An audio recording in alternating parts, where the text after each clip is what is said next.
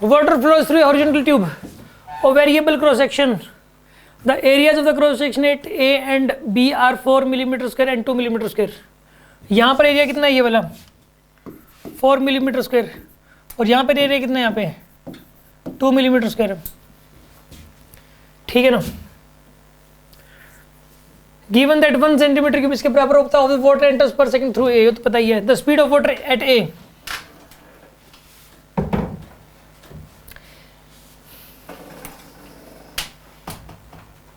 One centimetre cube of water enters पर second through a.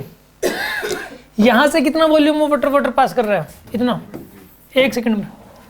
ये volume flux है, area और वेलोसिटी का प्रोडक्ट है. पर सेकंड जितना वॉल्यूम ऑफ वाटर जाता है उसको वॉल्यूम फ्लक्स बोलते हैं. ये एरिया और वेलोसिटी का प्रोडक्ट दे दिया.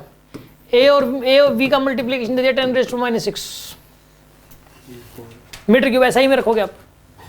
तो अब एरिया इंटू वेलोसिटी, एरिया कितना है यहाँ पे 4 इंटू 10⁻⁻⁶, क्योंकि इसको भी मिलीमीटर स्क्वायर है तो मीटर स्क्वायर में कन्वर्ट करने के लिए 10⁻⁶ से मल्टीप्लाई करोगे आप. ये तो एरिया है into velocity is equal to 10⁻⁶.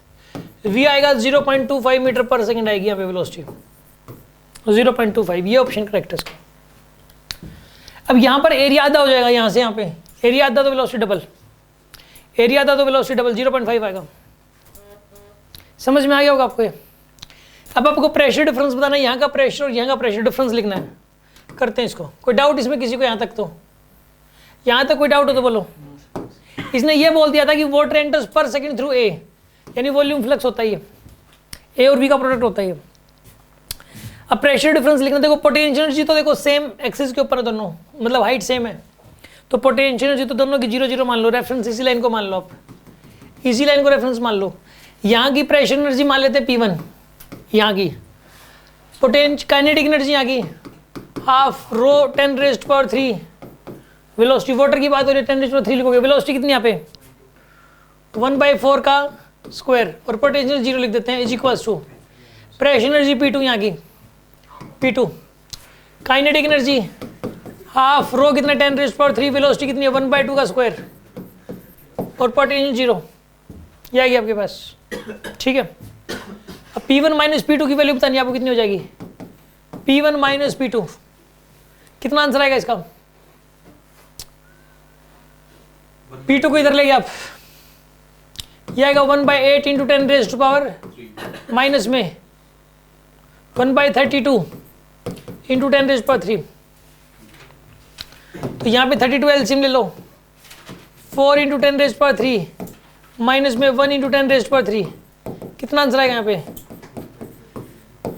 32, 3/32 answer आएगा. इंटू 10⁻³ भी आएगा. सोल्व करो इसको. 3000 divide by 32, 3000 divided by 32. Solve करके देखो इसको कितना आएगा. हाँ जी 105 आ गया. ये आंसर आ जाएगा. फिर इसको डाउट है किसी के मन में, कोई शक?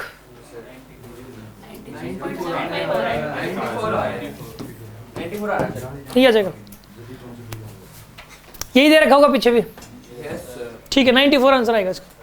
ठीक है.